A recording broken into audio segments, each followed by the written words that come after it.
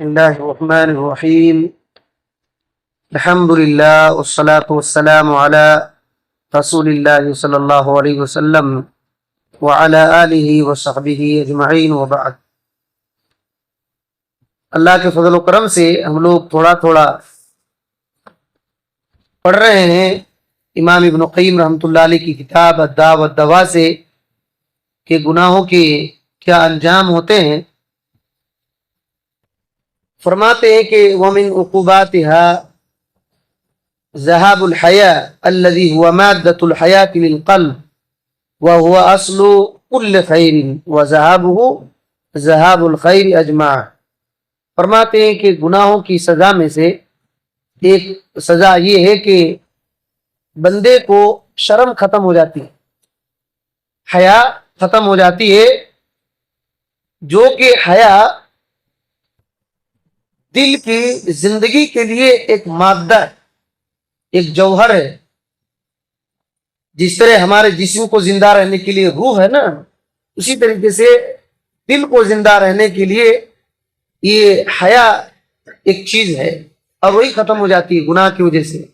کہتے ہیں اور یہ حیا شرم تمام بھلائیوں کی جڑ ہے، تمام بھلائیوں کی جڑ ہے، اور جب یہی جڑ ختم ہو جاتی ہے تو تمام خیر ختم ہو جاتے، تمام خیر ختم ہو جاتے ہیں.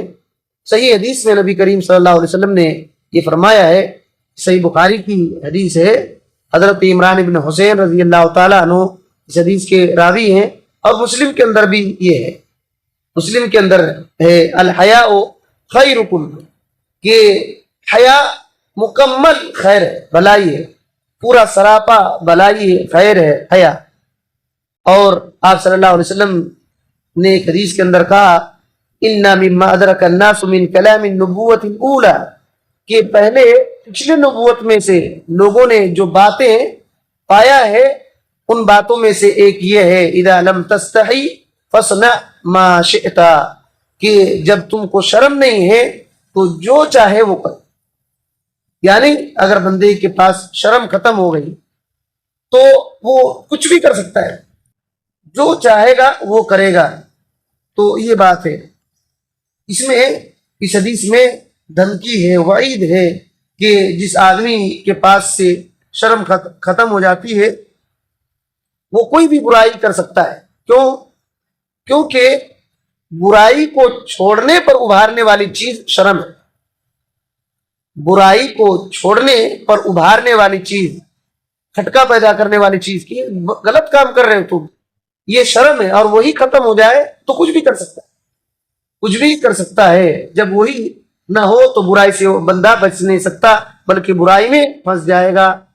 تو فرماتے ہیں المقصود ان الذنوب تضعف الحیا من العبد حتى رب من سلخ منه بالکلیہ. کہتے ہیں کہ گناہوں کی وجہ سے بندے کی شرم کو یہ کمزور کر دیتا ہے، گناہ بندے کی شرم کو کمزور کر دیتا ہے، بلکہ کبھی کبھی مکمل حیا ختم ہو جاتی، بندہ مکمل حیا ختم ہو جاتی بندے سے. کہتے ہیں یہاں تک کہ بندے کی حالت ایسی ہو جاتی ہے کہ لوگ اس کی بری حالت کو دیکھتے ہیں، لوگ اس کی بری حالت کو دیکھتے ہیں اور سمجھتے ہیں کہ بہت حالت خراب ہے اس کی، اور لوگ بتاتے ہیں کہ دیکھو بھائی تم بری حالت میں ہو، لیکن اس کے باوجود بھی اس کو شرم نہیں آتی، اس کو شرم نہیں آتی ہے. ہم لوگ دیکھتے ہیں ایک شرابی آدمی پینٹ کھلا ہوا ہے تو گڑھے میں گرا ہوا ہے، اور روڈ پر نالی میں پڑا ہوا ہے، اس کو کچھ یہ نہیں ہوتا. ایسا ہے کہ نشہ میں ہے ابھی ٹھیک ہے، لیکن نشے کے بعد بھی وہ شرم نہیں کرتا ہے کہ میں گڑھے میں گر گیا تھا، اٹھا کے لائے تھے مجھ کو، نہلائے، یہ کیے، وہ سب بھول جاتا ہے اور اسی حالت میں رہتا ہے، اسی حالت میں رہتا ہے. تو یہ بات ہے. کہتے ہیں اذا وصل العبد الى هذا الحال، جب بندہ اس حالت کو پہنچ جاتا ہے تو اس کے لیے کوئی اب اصلاح کا پہلو نہیں باقی رہتا، اصلاح کا پہلو اب نہیں باقی رہتا ہے کہ بندہ ابھی کچھ دن کے بعد ٹھیک ٹھاک ہو جائے گا.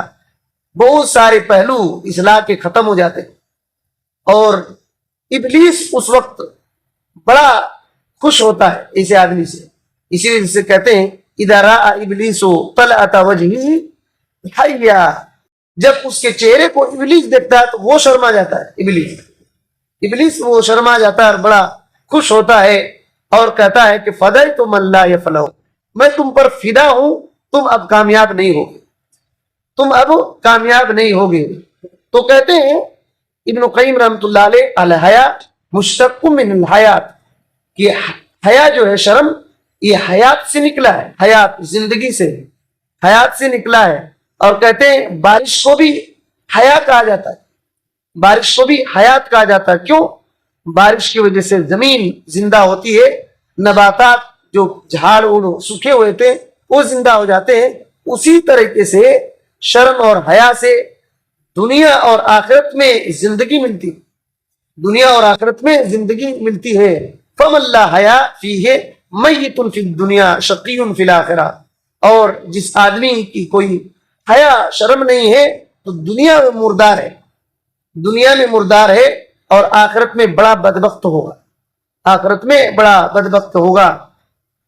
تو فرماتے ہیں بین الذنوب و بین قلت الحیا و عدم الغیرہ تلازم من الطرفین، کہتے ہیں کہ حیا اور غیرت نہ ہونا، حیا اور غیرت نہ ہونے کے بیچ میں بڑا گہرا تعلق ہے۔ حیا اور غیرت اور گناہ کے بیچ میں بڑا گہرا تعلق ہے۔ اس کا کیا مطلب ہے؟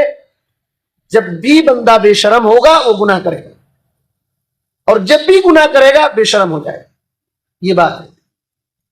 اسٹیپ بائی اسٹیپ ہوتے ہوتے بے شرم ہو جائے گا، بے شرم ہوا تو گناہ گار ہوگا، گناہ کرے گا تو بے شرم ہوگا، اور غیرت ختم ہو گئی تو گناہ کرے گا، اور گناہ کرے گا تو غیرت ختم ہو جائے گی۔ یہ مسئلہ ہے، اس طریقے سے مسئلہ ہے۔ کہتے ہیں کہ وَكُلٌّ مِّنْهُمَا يَسْتَدْعِي الْآخَرَ، ان میں سے ایک دوسرے کو کھینچ کر لاتا ہے، دعوت دیتا ہے، گناہ بے حیائی کو اور بے حیائی گناہ کو دعوت دیتا ہے۔ تو ایسا ہے، واقعی طور پر ایسا ہے، ایسا ہے۔ کہتے ہیں وَمَنِ اسْتَحْيَا مِنَ اللَّهِ عِنْدَ مَعْصِيَتِهِ، اگر جو بندہ گناہ کرنے کے لیے اللہ سے شرما گیا، شرم آ گئی اللہ سے، تو اللہ رب العالمین قیامت کے دن اس کو سزا دینے سے شرمائے۔ اور جو آدمی گناہ کرنے سے شرمایا نہیں تو اللہ تعالیٰ بھی اس کو سزا دینے سے شرمائے گا نہیں، یہ بات ہے۔ اور ایک بات تھوڑا سا اختصار کے ساتھ ہم لوگ سنتے ہیں، گناہ کی سزا میں سے ایک سزا یہ ہے انہا تضعف فی القلب تعظیم الرب جل وعلا، کہتے ہیں کہ گناہوں کی ایک سزا یہ ہے کہ بندے کے دل میں اللہ کی عظمت کو کمزور کر دیتا ہے۔ گناہ اللہ کی قدر، منزلت، عظمت، بڑائی کو کمزور کر دیتا ہے گناہ۔ کہتے ہیں کہ بندہ کے دل میں گناہ اللہ کے وقار کو کم کر دیتا ہے، اللہ کے وقار کو کم کر دیتا ہے۔ جو چیز ضروری ہے ایک دل کی، انسان کے دل میں رہنے کے لیے، اللہ کی حیبت، اللہ کی عظمت انسان کے دل میں رہنا ضروری ہے، یہی کمزور ہو جاتا ہے۔ کہتے ہیں کہ اگر وہ وقار باقی ہوتا تو بندہ کے دل میں اگر وقار، اللہ کی عظمت اس کے دل میں ہوتا تو گناہ کرنے کی جرأت اس کو ہوتی ہی نہیں، گناہ کرنے کی جرأت اس کو ہوتی ہی نہیں۔ کہتے ہیں کہ کبھی کبھی ایسا ہوتا ہے، دیکھیں کبھی کبھی ایسا ہوتا ہے، ربما اغتر المغتر، کبھی کبھی ایک بندہ دھوکہ کھا جاتا ہے، دھوکہ کھانے والا دھوکہ کھا جاتا ہے، اور کیا کہتا ہے انما يحملني على المعاصي حسن الرجاء، کہ مجھ کو گناہ کرنے پر اس بات نے ابھارا ہے کہ امید اللہ معاف کر دے گا نا، اسی وجہ سے گناہ کر رہا۔ بہت سارے لوگ کہتے ہیں نا اللہ تعالیٰ بہت رحم کرنے والا ہے، لو جاؤ کچھ نہیں ہوتا، یہ بہت بڑا شرکسی ہے، یاد رکھیں، یہ بہت بڑی شرکسی ہے۔ اور کہتے ہیں مجھ کو اللہ تعالیٰ کی معافی کی امید ہے، اسی وجہ سے میں گناہ کرتا ہوں۔ یہ بہت خطرناک مسئلہ ہے۔ ہاں، گناہ ہو جائے اور پھر اللہ تعالیٰ سے معافی تلافی کر رہا ہے اور امید کر رہا ہے تو یہ الگ بات ہے، لیکن پہلے امید کر کے گناہ کر رہا ہے، یہ بہت ڈینجر مسئلہ ہے، اور اکثر لوگ اسی طرح سے پھنستے ہیں۔ تو کہتے ہیں یہ کیوں ہوتا ہے؟ یہ اس وجہ سے ہوتا ہے کہ اس کے دل میں آلریڈی پہلے سے اللہ کی عظمت کم ہو چکی ہے، اللہ کی عظمت کم ہو چکی ہے، اسی وجہ سے ایسا ہوتا ہے۔ تو کہتے ہیں اس کے نفس کا یہ دھوکہ ہے، اس کے نفس کا دھوکہ ہے، کیونکہ اللہ رب العالمین کی جلالت، شان، عظمت جس کے اندر ہوگی دل میں تو گناہ سے روکے گی، اس کو رکاوٹ بن جائے گی۔ تو یہ بات ہے، کہتے ہیں کہ جرأت کرنے والے اللہ رب العالمین کی نافرمانی پر جرأت کرنے والے اللہ کی قدر نہیں کرتے، اللہ کی قدر نہیں کرتے۔ اور کیسے وہ اللہ رب العالمین کے حق کی قدر کریں گے، اس کی عظمت کی قدر کریں گے؟ تو اس کے دل میں ایسا مسئلہ ہے تو وہ حقیقت میں اللہ کی قدر نہیں کرتے ہیں، اور کہتے ہیں کہ انسان کے یہی سزا کافی ہے کہ اس کے دل میں اللہ کی تعظیم ختم ہو جاتی ہے۔ اتنا سزا گناہ کے لیے کافی، اتنا سزا گناہ کے لیے کافی ہے۔ لیکن یہ ہے کہ بندہ اس کو سزا نہیں مانتا، اس کو اتنا احساس نہیں کرتا ہے، اور پھر اللہ تعالیٰ کی قدر منزلت گھٹتے گھٹتے ختم ہو جاتی ہے، اور جو چاہتا ہے وہ کرنے لگتا ہے۔ اور ایک سزا یہ کہتے ہیں، سزا اسی سزا میں سے یہ ہے کہ ان یرفع اللہ عز وجل مہابتہ من قلوب الخلق، کہ اللہ تعالیٰ اب اس کو ایسی سزا دیتا ہے، کیونکہ اس کے دل میں اللہ کی عظمت نہیں نا اور گناہ کر رہا ہے، تو اللہ تعالیٰ اب اس کو سزا کے طور پر کیا کرتا ہے، مخلوق کے دلوں سے اس آدمی کی ہیبت اور محبت ختم کر دیتا ہے۔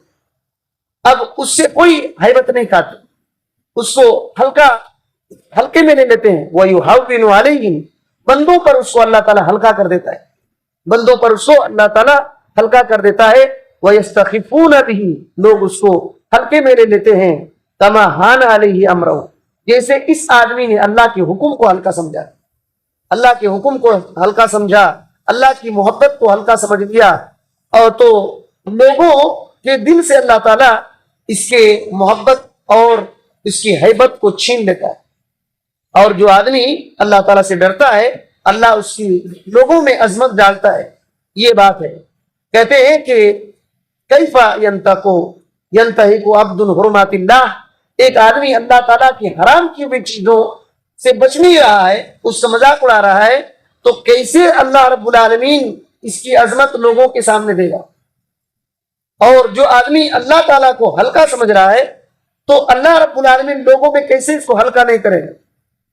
اور جو آدمی اللہ کی نافرمانی کو ہلکا سمجھ رہا ہے وہ اللہ کی مخلوق میں اس کو اللہ تعالیٰ کیسے ہلکا نہیں کرے گا؟